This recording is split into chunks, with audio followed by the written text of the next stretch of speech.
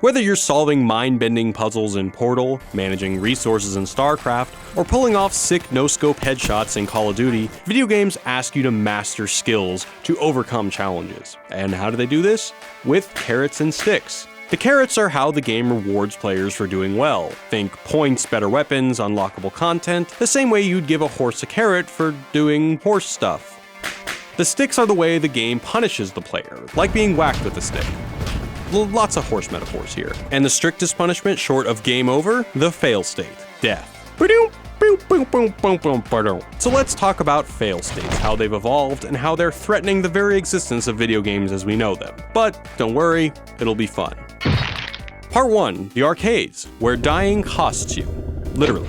Let's go back to the infancy of video games, the arcade. Failure costs lives and quarters, but not progress. If you die, you simply respawn in the exact same spot, -1 of some limited number of lives. Lose enough lives, and it's time to hit up the change machine again, buddy. This design was pretty smart. Arcade games were meant to be quick and digestible, and with games that sat in public spaces, the business model was built around converting your frustration into stacks of your hard-earned quarters. That all changed when games moved into the home. Odyssey, a new dimension for your television. With the rise of console and PC gaming, suddenly it wasn't necessary to focus on bite-sized gameplay. People were gaming for long periods of time, and I mean long periods of time. It would be decades before developer revenue would be tied to gameplay again in the form of microtransactions. Suddenly, when you bought Super Mario Bros. Outright, you could die over and over again. It didn't matter how long it took you to kill that hammer brother, you never had to pay another cent. Those changes weren't immediate. It would take years for games to slowly outgrow their old contrivances. Some games stayed with the 3 lives and you're out system for a long while, making many games impossible to beat without cheat codes. Everyone claims to know a guy who knows a guy who beat Contra without the Konami code, but I have my doubts. Still, it was in this environment that games evolved past the death and quarters paradigm, and into the diverse offerings we have today. Games could start to tell stories. Part 2, Checkpoints, Rethink and Respawn. Today, failure usually means returning to a checkpoint. The clock and enemies are reset and you get to try again. Right. It's like Groundhog Day or Edge of Tomorrow or dating. You get to learn from your mistakes and take that wisdom with you the next go around. I am an immortal. The game provides a little bit of punishment, a minor whack from the stick, but doesn't prevent you from completing it once you've developed the skills. There's no need to restart from level 1-1, just dust yourself off and try again, sport. Even still, those resets have changed dramatically over the past 15 years. Today, setting you back even 5 or 10 minutes is likely to garner criticism for poor checkpointing or sucking ass, and fosters a lot of rage quitting and broken controllers. Holy fucking shit. By contrast, modern games like Arkham Knight or Tomb Raider rarely ask you to replay even 60 seconds of gameplay. This hasn't always been the case. One of the most well-remembered console action games has to be GoldenEye for the Nintendo 64. That game was awesome, but GoldenEye's single-player missions were brutal, sometimes requiring perfect stealth. A failed mission would send you back to the very beginning of the mission. But that sort of punishment wasn't so uncommon for the time period, until things started to change. First, games started telling more intricate stories. That's right. With stories as an increasingly critical piece of the game's package, developers started to see how challenging checkpointing could also undermine storytelling. When a game has a narrative with a beginning, middle, and an end, replaying the same part without ever seeing the payoff lets all the air out and, well, kinda sucks. This is especially true as games started to add cutscenes, dialogue, and tremendous technical set pieces. No one wants to watch that same 3-minute cutscene over and over again. The narrowing of checkpoints also reflects an aging gaming demographic. When gaming was in its infancy, it was associated with children or young teens. For younger gamers, it's not a big deal to spend the day replaying a mission to perfectly master a level. But I'm a grown-ass man. I've got precious little time to game. As gamers get older, they've become more likely to have a full-time job, children of their own, or other obligations that would leave less time for gaming. For them, being forced to replay a lengthy section or to continue playing for a long stretch to reach distant checkpoint creates fatal levels of frustration. So maybe this narrowing of checkpoints is good for gaming. Part 3, frustration-free gaming sucks. As with all things, there are some downsides too. By smoothing over friction, a developer drops one of the most powerful instruments in his toolkit: fear. Yes, the fear of that stick we were talking about earlier, since we're all just a bunch of horses.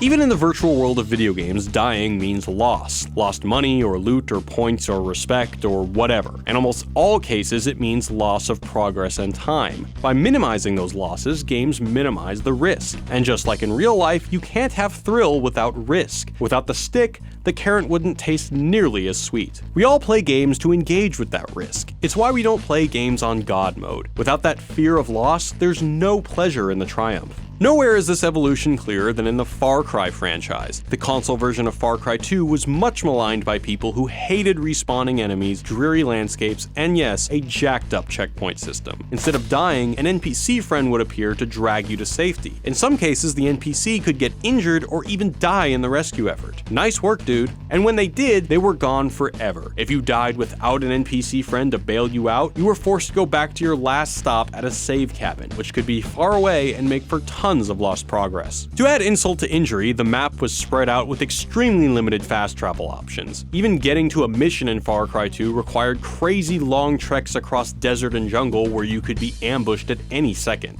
The result was a game where failure could lose you substantial amounts of time, effort, and progress. Combat in Far Cry could be terrifying just by virtue of how much you could lose by failing. And fail you could. Enemies were smart and accurate, and how about that infamous weapon degradation? Your weapons rusted over time, causing older guns to jam unexpectedly. Talk about getting the stick. Yet Far Cry 2 quickly developed a passionate cult following. Every firefight seemed to matter. If you didn't want to lose all your work and time, you had to plan carefully, to keep your wits about you and to expect the unexpected. Some masochistic fans even tried to take the game's strictness a step further with permadeath playthroughs. Essentially, these sick people would give themselves one life, forcing themselves to cautiously inch their way through the entire game without a single death or reload.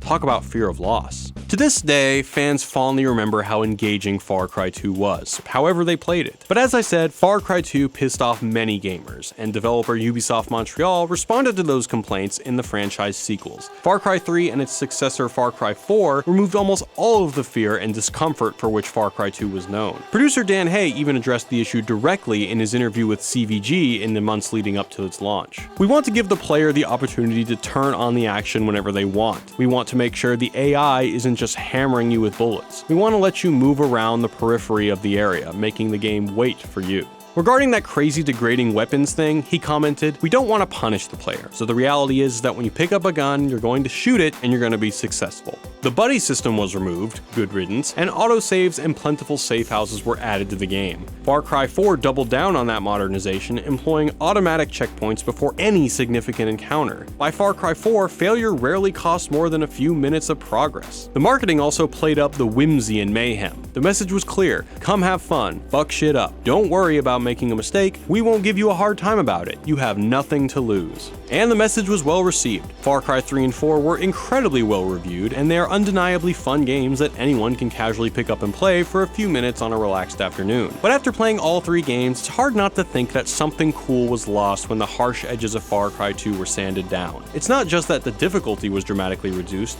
it's that the player was no longer compelled to learn. The fear of loss was gone. Too many carrots, not enough sticks. Part 4. Innovation. New ways to avoid frustration.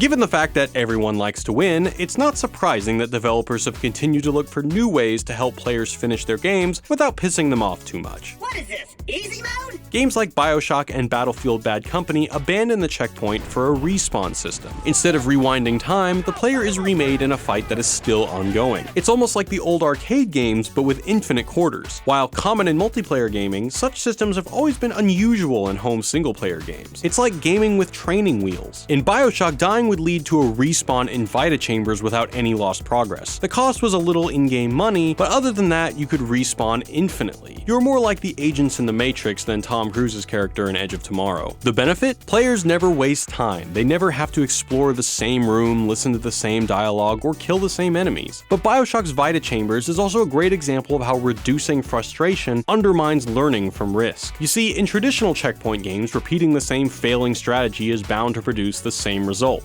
Rush into a situation without careful consideration, and you might find yourself facing a game over screen. But in a Respawn game, that isn't true. Players can just whittle down challenges by dying and retrying, essentially Ramboing their way through tough situations without ever understanding why the game keeps beating them. You can beat BioShock without ever actually getting better at BioShock. This was incredibly apparent with the game's Big Daddy fights. Big Daddies were the bullet sponge bosses, and they were unique in that players got to choose when to fight them. Smart players would lay traps for Big Daddies and trigger them into fights with enemy AI, beating them or at least devastating them before firing a single shot. But a player could also rush in guns a-blazing without a thought to any sort of strategy. The result? Player death. Lots of it. And a significantly weaker Big Daddy that might be vulnerable to the second or third attack upon respawn. The player could be rewarded for winning without ever having to change. Similar reasoning applies to the down but not out systems that have been increasingly common in AAA shooters like Killzone 3, Gears of War 3, and Halo 5, just to name a few.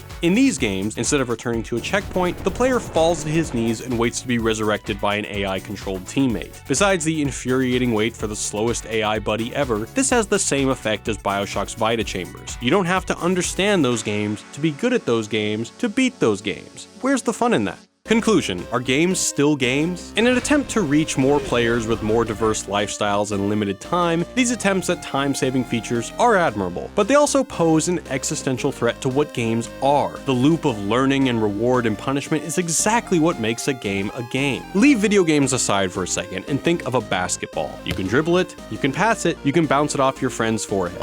But it's still a toy. It's not a game. Basketball becomes a game when it has rules, when it is constrained by success and loss, risk, and strategy. This is why the Iliad is not a game, but chess is. We risk nothing when we read the Iliad, except a possible paper cut. It's worth stating the obvious here. It is no more inherently wrong to reduce player frustration than it is to say there's something wrong with the Iliad. There's nothing wrong with storytelling for its own sake. Some of the most entertaining titles of the last few years have met that description. In Gone Home, the player gets to inhabit a woman returning home from college to find revelations about her family. There are no puzzles or fights. You can't lose at Gone Home, and the only way to beat it is to finish the story. By the definitions I've discussed, Gone Home is definitely not a game. It's probably best described as some new form of interactive entertainment. We can make similar arguments about games like the Stanley Parable and Journey. They're pretty far from being pure games, but they're still awesome. But now you see how removing the punishment of failure in traditional games like shooters and racing games undermines so much of what's cool about playing a game. By smoothing all that risk and loss, we also smooth out strategy and success. We lose engagement. All because we're all so eager to eat that damn carrot. Hey guys, thanks for watching. We've got more great stuff coming for y'all on Game of Thrones, X-Men, and more. So if you're not already a subscriber, save your progress by clicking here. You'll be taken to our channel page where you'll find more episodes, and be sure to subscribe while you're there. And do you think games matter? Are you curious about how they're designed, developed, and produced? Then we're sure you'll love an awesome channel called Extra Credits. Their videos are all about understanding how smart and powerful games can be. Click here to go check them out and tell them Wisecrack sent you. Alright, I've got a Metal Gear video to go work on. Catch you next time. Peace.